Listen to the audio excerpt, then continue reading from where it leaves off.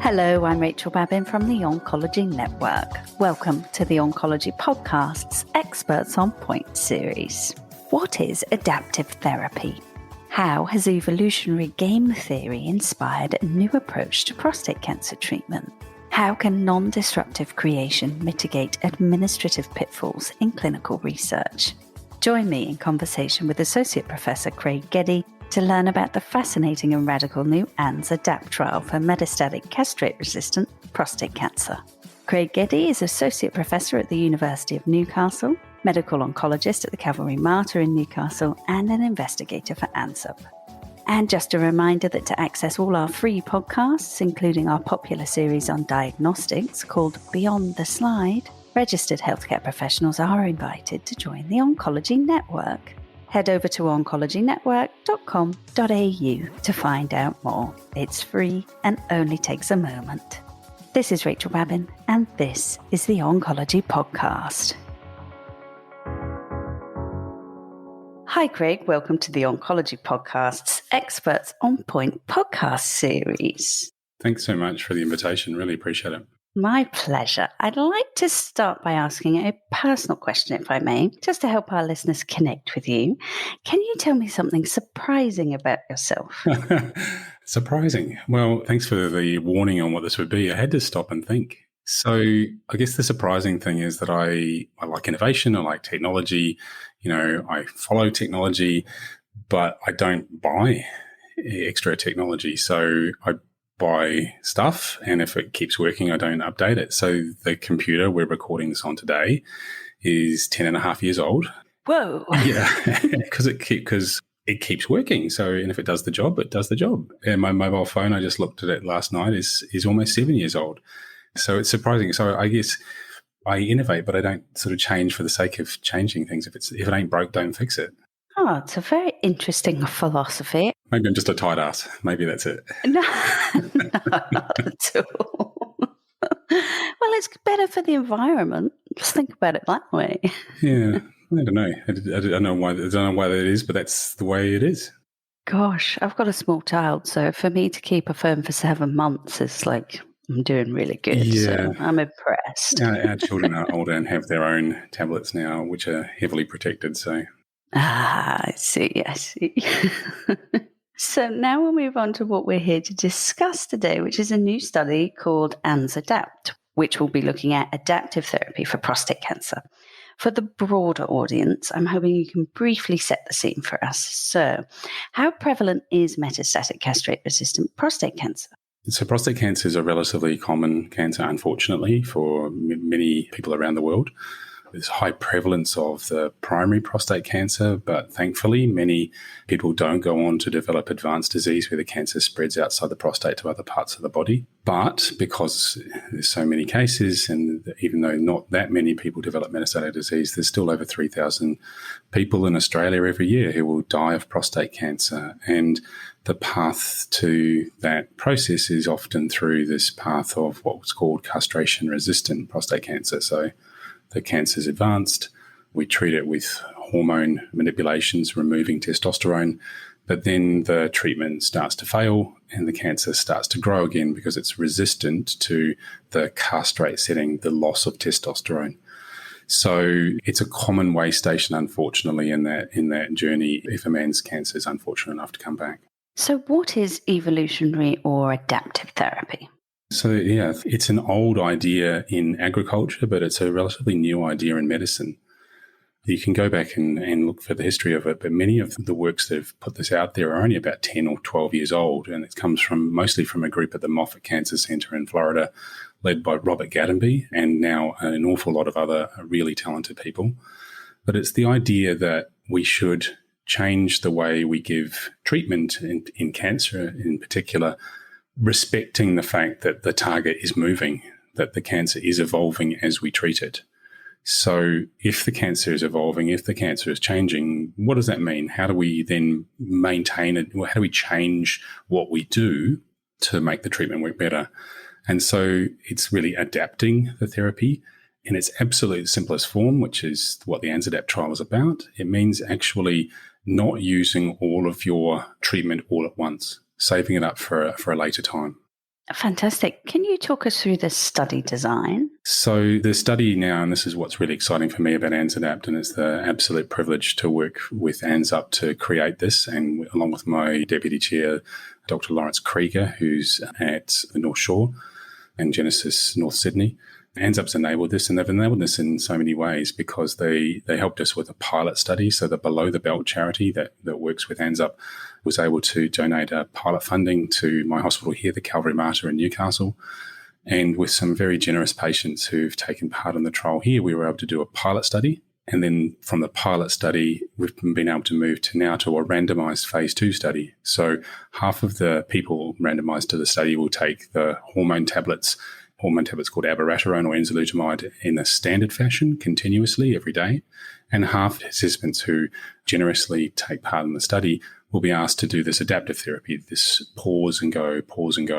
So what that will look like for those people is that we will start everybody on the hormone tablets, whether it's enzalutamide or abiraterone, depending on what the patient and their physician think is the best choice. There's some nuances between them that means that one is preferable to another for certain patients.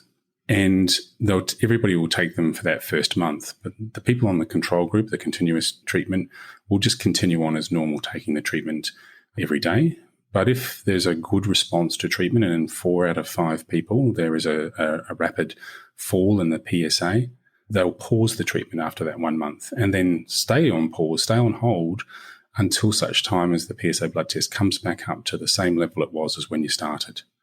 So if it works, you stop and hold and wait. But if it comes back to the same level as it was, then you start the treatment again.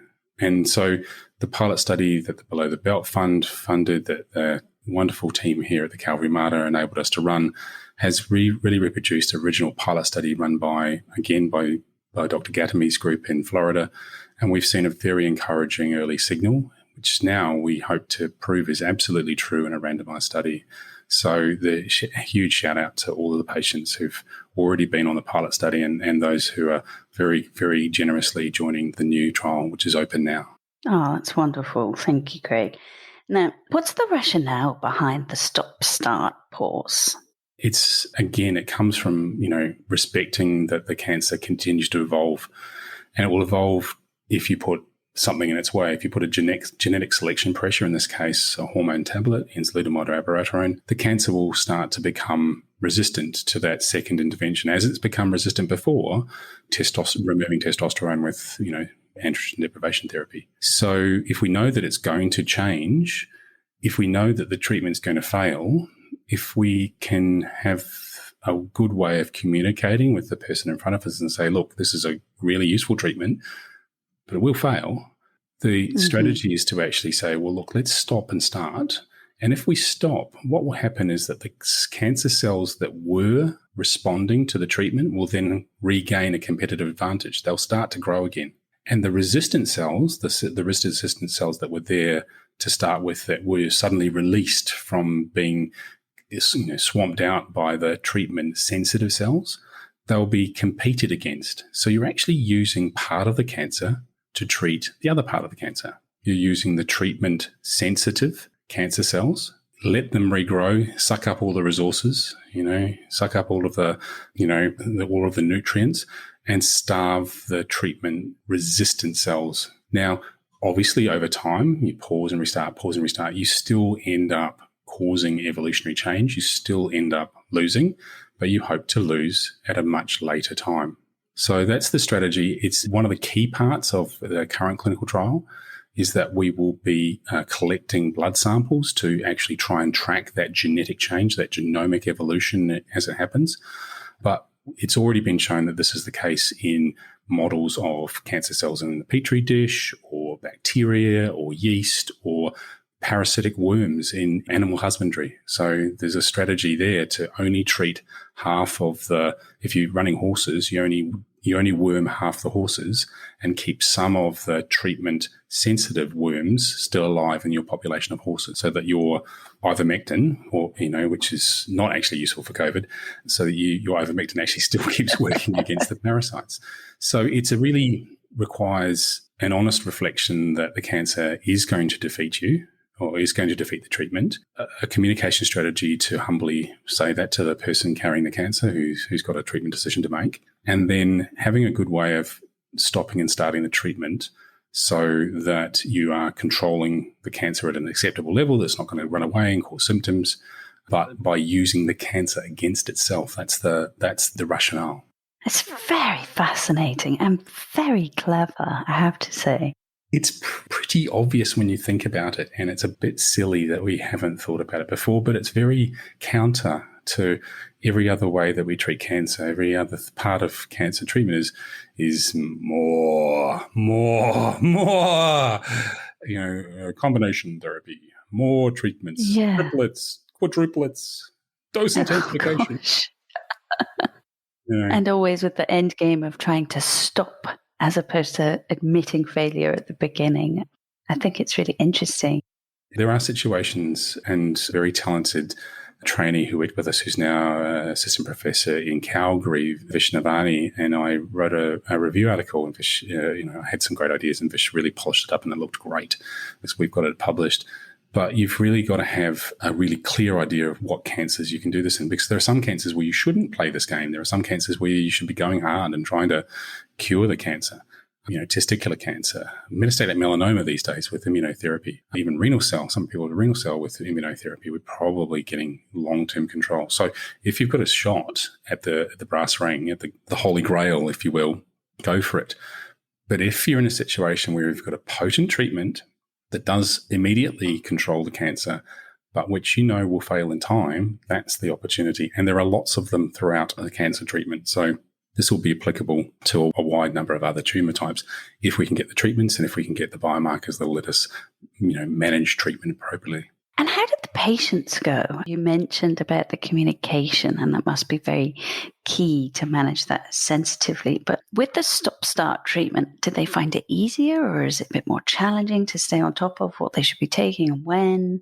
It's a really important question. So in the pilot study that Below the Belt Peddle-a-thon was able to fund for us here at the Calvary Mater, we actually specifically looked at that and we're collecting the data now in terms of people's anxiety levels, people's fear of, their general level of stress, their quality of life. And we have extremely talented research psychiatrist who works with us here at the Calvary Mater, Professor Clover, who's actually interviewing the patients after being on the trial to see what their experience was like. Was it just because Dr. Gedye told them this is what you're going to do, or was it actually an acceptable experience? Now, we developed a video for the trial, and we'll be developing a video for the ANZadapt study as well. There's a little video snippet that's related to that review article. And with that explanation, we found that it's highly feasible. And when we've explained it to potential participants, the reasons that people have said that I don't want to do the study is because they live a long way from the hospital and they don't want to do the extra visits. Mm-hmm. But the vast majority of people who have learned about the study have taken part in the study. So it seems feasible up front with good communication. And I don't know, there's always the tyranny of the oncologist, right? And the patient will always say, yes, no, fine, no, really good, no, everything's great. But you talk to some of the patients and they do seem to have enjoyed the fact that they have an active role in managing their cancer better by playing the game. And the strategy is based on evolutionary game theory. So it is a game. It's, sometimes you will always lose the game, but it's losing it with style. Oh, that's a wonderful phrase. Thank you. And I guess it must be empowering to feel like, you are a part of the game, as opposed to it just being something that's happening to you, that you just have to say yes to everything. We're very humbly asking, we've got some talented people, so we're asking them to absolutely go out and ask those kinds of questions to our current participants, and we hope to generate some funding to do that for the participants of the ANZadapt study, because, you don't want to live longer but wish you're already dead. The quality of life is absolutely imperative at the same time as what we hope for the study, which is what will actually extend overall survival. So has this personalised approach been inspired by your interest in intratumoral heterogeneity? Yeah, look, it was. I got the opportunity to do a PhD many years ago in Melbourne with Professor Ian Davis, who's the chair of ANZadapt, and he didn't take on another PhD student for about 6 or 7 years after the stress of supervising me. He said that publicly. Scarred him for life. Yeah, he said that publicly, so that's fine. That's fine. It's true. It's all true. And yeah, so we got to do some great work together there, and I was able to continue that in a postdoc in Canada. And, it's at the end of the day, we found that a lot of the methods that we use to study heterogeneity within cancer really distort the findings that we make. And so there's enormous plasticity of cancer cells, which is really hard to model. But understanding that plasticity is happening so that the cancer can change its behavior in rapid time at the same time as the cancer is evolving over time, it just shows you just how complex cancers can be. And the really interesting question is, not why do people die of cancer, or why does cancer spread, or why does cancer treatment stop working? The real question is, why does any of it work at all? Why is anybody safe? Because the kind of complexity that you can look into is just so diverse. So, understanding that the plasticity is there and those changes are there and evolution is there, it just struck me. And the very first paper came out when I was doing my postdoc, and I thought, yeah, that's right. This is something that is likely to be relevant. And so we're thinking about ways this can be applied in all sorts of other ways as well, not just with this stop-start, but does the sequence of how you give treatments together actually influence the benefit of the treatment as well? A fascinating thread to pull. It's another 700 years of lifetimes of work anyway. Absolutely. So how quickly are you expecting meaningful data, do you think? Recruitment is always a challenge, and we do have an interim analysis that is for futility in the trial, but cheekily we hope that we might even see some benefit early on. But we are talking years before recruitment is completed and the primary endpoint has got an opportunity to read out. So we're really grateful to the people with prostate cancer and the people that love those people, and the hospitals all across Australia and the Netherlands who have been taking part in the trial, because it'll be several years of work to recruit and follow up the people on the study, the participants on the study. So, let's talk again in 2027, maybe 2028. Yeah, maybe we'll have some earlier information then. The ANZadapt study has been going, the pilot study, the smaller study that's been running here, we're wrapping up pretty soon. So we should hopefully have some results this year. But I can say that I'm pretty interested in the results and I would like to share them with the world very soon. So if it works in prostate cancer, is it going to work in other cancers, do you think? Again, we hacked into this in the review article, but there's a number of requirements that you really need to make this work. So number one, a good old-fashioned slice of humble pie on the behalf of the oncologist. This is not a curative treatment, but, we have to know that. Number two, great communication with the person with the cancer, with their loved ones, with their family doctor, because stopping and starting a treatment, the family doctor is going to go, "What is wrong with you? Are you an idiot?" So got to make sure everybody knows that it's an actual strategy. You need a potent treatment that will really work. And the hormone treatments in prostate cancer are a great example. So tyrosine kinase inhibitors in many cancers, such as osimertinib or gefitinib or erlotinib in EGFR mutant lung cancer. Hormone therapy in breast cancer is another one that's possible, or carboplatin in ovarian cancer. You've got to have a potent treatment, and then you've also got to have a biomarker that you can rely on as a way of assessing the whole volume of cancer that's in the person's body. And it's really hard. PSA is sort of okay. There's a lot of squabble about PSA as a screening test for prostate cancer. Let's not do a podcast on that. But once a person has established metastatic disease, unfortunately, if that happens, then the PSA is kind of useful, but it's not 100% useful. CA-125 is useful in ovarian cancer, but not 100%.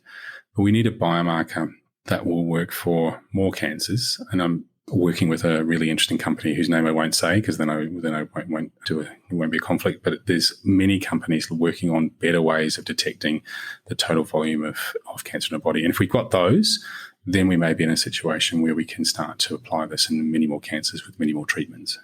And this is an international study. So what are the benefits of working with the Netherlands on it? Every part of this trial has just been such a beautiful story. So the Anti-Cancer Fund, who funding the study very kindly, to Leiden University Medical Centre and to ANZadapt, they put a call out for evolutionary therapy clinical trials, and had met with them once before and heard about the call, and we put in an application and said, look, we've got the pilot study, we'd really love to do the randomized study. And they came back and they said, oh, well, your application is really nice, we really like it, and it's so nice, it looks like another group in the Netherlands has made exactly the same proposal. And we went, okay. Great minds think alike and all well, that. Yeah, fools never differ. So we said, why are you telling us this? And they said, well, would you like to work together on this? And I went, well, sure. And, they said, look, a combined application is much more likely to be successful than either application alone. Okay. So late at night, there I am in the dark and talking to as I am all the time. And then I am talking to Dr. Tom van der Hul, who is a medical oncologist at the Leiden University Medical Center. And it was like, video dating. It's the middle of the lockdowns. You can't go out. I don't know. I don't know what video dating's like. I think there's a thing called Tinder and you swipe, but that's all I know. I don't know if there's some swiping involved. But there we are. We've got this blind date, Tom and I. And it's the morning for him and it's the evening for me. And we talk to each other and size each other up. And so do you want to work together? Yeah, I guess so. That'd be good. And we put it together and we put together a proposal, and the Anti-Cancer Fund very kindly supported both of us to do half the study each.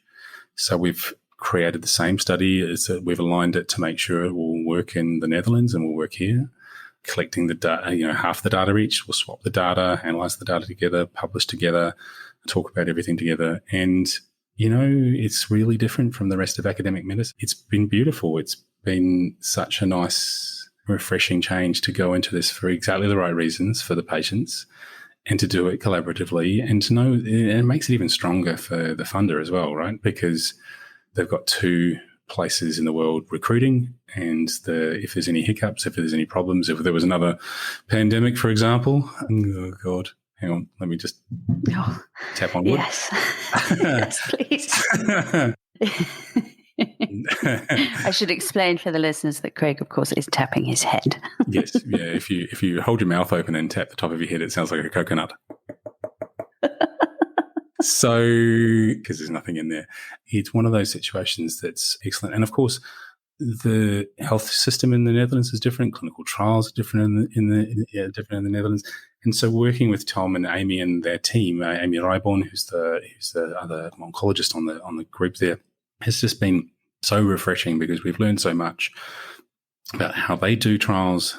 We hope maybe they've learned something from us. Who knows? But it's been so nice to work with them, and so it's such an amazing relationship to go into this, and it's gone really well. So we got the protocol done quickly. We've opened quickly. Both the Netherlands and ourselves and the Australian sites are recruiting. We're right on target. It's fabulous. Oh, what a lovely story of collaboration and, great minds coming together for the patient as opposed to some sort of competitive process, which does bring me really nicely, actually, to a question I wanted to ask you about whether you're hopeful about research in general, because I noticed you recently tweeted about how difficult trials are to run and what researchers find themselves, and I'm quoting you here, drowning in a quagmire of cost, complexity, and a meaningless rigmarole, which is a very elegant way of putting things, I have to say. So you asked whether it was time for a reboot or for non-disruptive creation. Would you like to expand on that thought? So look, I was tweeting out a editorial from Professor Daniel George, who's a GI oncologist in the US and editor of a journal, and he wrote very eloquently about the frustration he had of how complicated clinical trials have become. And we do a lot of bitching and moaning about that, and they're certainly becoming endlessly complex. GCP seems to be a good clinical practice, or GCP as it's called, seems to be an excuse for all sorts of make work, and you could log into this and tick this box and sign that and blah, blah, blah. But I think, I'm trying to spend as little time being frustrated, but also pointing out to the idea of non-disruptive creation. because you know what? Yes, it's hard, but golly gee whiz, you can just go ahead and do it in different ways. Look at what the pandemic has shown us. Look at what we can do in different ways. So the recovery clinical trial in the UK, it was pre-prepared. It was prepared on the, against a future pandemic. So the general protocol was written and it was generally agreed and it was on the shelf. But they were able to activate it and recruit the first patient for COVID clinical trials within 9 days. Now, we supported a team here in Australia. So I was working with Hunter Medical Research Institute, who give a shout out to them because they're coordinating the ANZadapt trial for us and also providing us with statistical support. So working with them, we supported a Australian COVID clinical trial called the ASCOT trial, which we got open in 9 weeks, which is, an absolute record for opening a clinical trial, start to open in 9 weeks. And typical oncology clinical trials will take 9 months at a minimum, or sometimes even longer. But it shows you that if you have a really good reason to do a clinical trial, if you've got yourself well prepared, you can get things open in days. So there's that. Then there's the fact that people have suddenly started listening to Harry S. Truman. So Harry Truman was a previous president of the United States, and I'm paraphrasing. Please go and look at the quote and and then yell at me because someone else said it and it's not Harry Truman. Quoteinvestigator.com. So I think Harry Truman said that it's amazing what can be achieved when no one's worried about who's getting the credit. Mm-hmm. So again, as part of COVID, there was an international consortium of surgeons called World Surge, and they formed a subgroup called COVID Surge, and they published a manuscript that showed if a person has had a COVID infection, that if at all possible, you should delay elective surgery for at least 6 weeks, so that having surgery within 6 weeks of an active COVID infection was associated with a markedly increased risk of perioperative complications and morbidity and mortality. And so it's a really valuable and important piece of information to know to help manage people. It's great patient outcome-focused science. And that was published in The Lancet with 15,026 authors.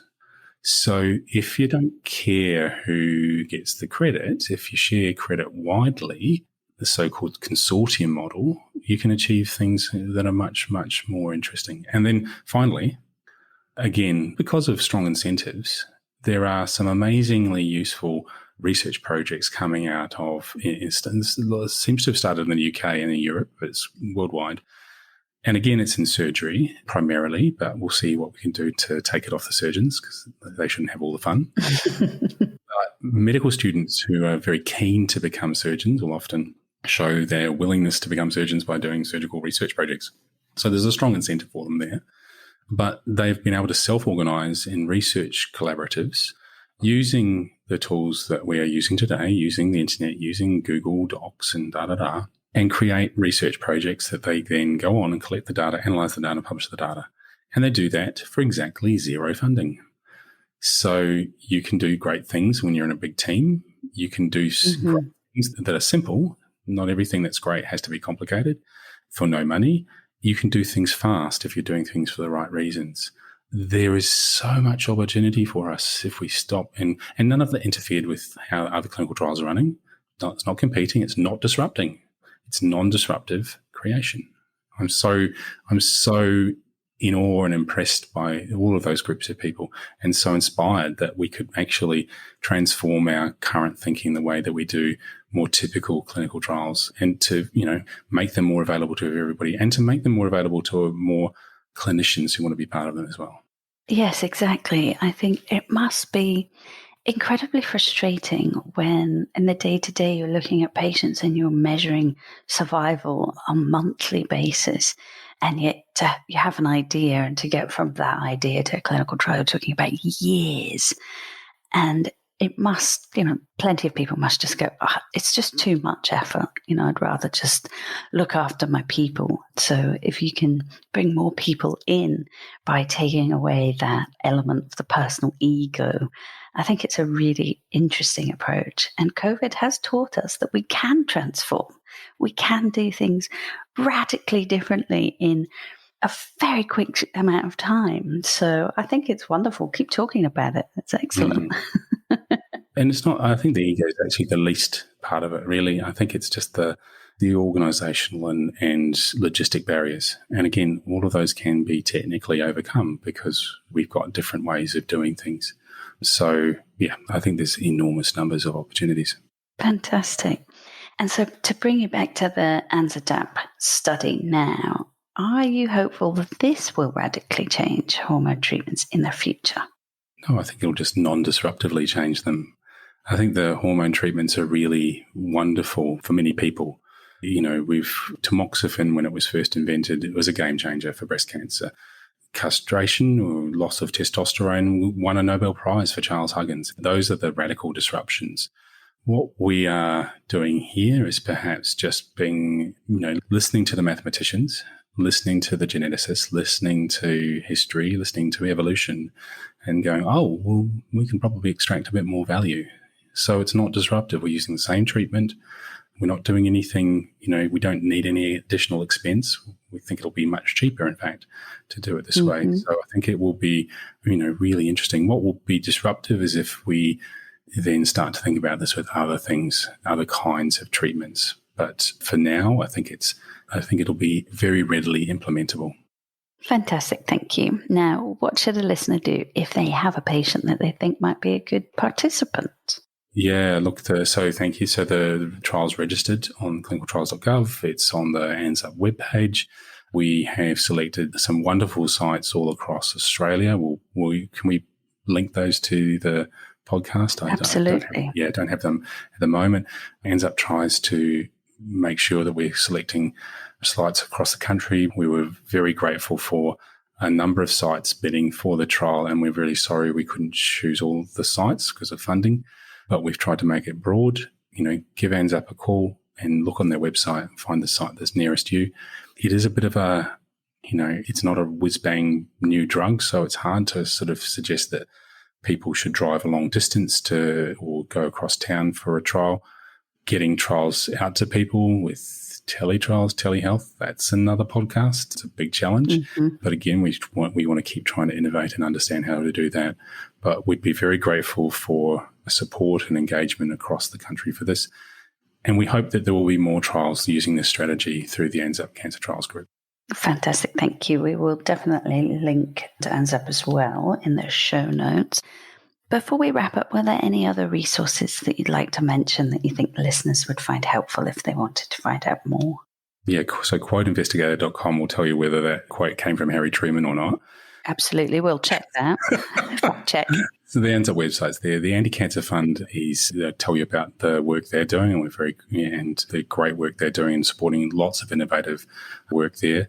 ANZadapt's partners, obviously, in this study is Hunter Medical Research Institute, so very grateful for their work in this, and the other ANZadapt partners that are key, including the Below the Belt Pedalathon, which sparked this whole thing off, gave us a seed grant, let us run the pilot study, gave us the confidence to figure out and solve all of the problems. It was a challenging and wonderful piece of work to work with Jennifer, who's a clinical trial coordinator here, who's worked with me on the pilot study, and we solved lots of conundrums and problems along the way. Thanks again. Just wanted to thank again the patients who've taken part in both the pilot and now in the study. I mean, without the people that we serve, there's no need for clinical trials. That's what they're for. They're for those people, and particularly people who join something knowing that they could be randomized, that the treatment instruction could be experimental or could be standard. That's quite a risky and quite a emotional thing to do. So when people just sign up for that, it's amazingly courageous. And I just want to give a salute to them. Yes, very brave in the face of already insurmountable difficulties. So thank you for that. Yeah, I guess the last thing to say there is that every time, we can never offer enough clinical trials to patients. There's so many questions that we don't know the answer to. And there's never enough opportunities to learn. But every time we ask Australians, would you like to take part in research? Would you like to donate a blood sample? Would you like to tell us about your experience? Would you like to take a clinical trial? 99 times out of 100 is yes. Australians are just so engaged and generous, and it's just such an awesome time. Oh, fantastic. That's a lovely note that we can wrap up on. So good luck with everything. And please do come back in 2027, hopefully, and talk us through the results. After the next pandemic? Yeah, that'd be great. Thanks so much. Oh, don't even say it. Don't even say it. But thank you. It's been a really lovely conversation. I really appreciate your time. Thanks so much, Rachel. Have a great day. You too. Bye. Bye-bye. You've been listening to the Oncology Podcast's Experts on Point series, brought to you by the Oncology Network. To hear more podcast episodes, head over to our oncology portal at www.oncologynetwork.com.au. Registration is free for healthcare professionals and will give you access to exclusive content such as our fantastic diagnostics series, Beyond the Slide. If you've enjoyed today's episode, please share it with your colleagues. This is Rachael Babin, and this is the Oncology Podcast.